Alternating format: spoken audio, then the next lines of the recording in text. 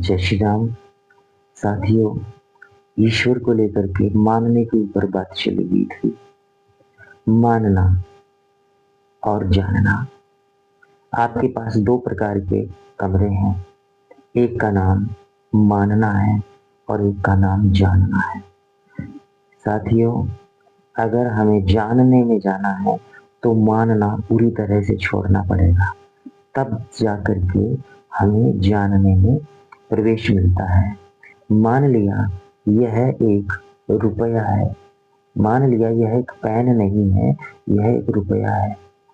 जब तक हम इसे एक रुपया मानते रहेंगे तब तक हम इसे पेन नहीं जानेंगे। हमारा एक रुपया मान करके जब तक इसको काम चलता रहेगा तब तक हम इसके वास्तविक स्वरूप पर नहीं जा सकते हैं।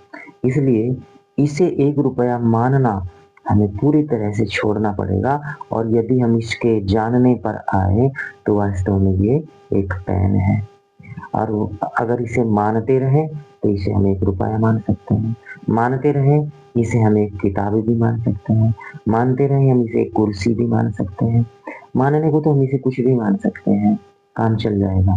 जैसे बीजगणित में हम रुपए को x मान सकते हैं। मान लिया उसके पास x पैसे थे, a पैसे थे, b पैसे थे, तो जब तक हम b पैसे मानते हैं, a पैसे मानते हैं, x पैसे मानते हैं, तो ये बाजार में तो चलेंगे नहीं। लेकिन हमारा काम ए मान करके, बी मान करके जरूर चल जाता है। जब जानने में आते हैं तो उसके पीछे तो बहुत कुछ करना पड़ता है, हल करना पड़ता है और आंसर तक पहुंचना पड़ता है।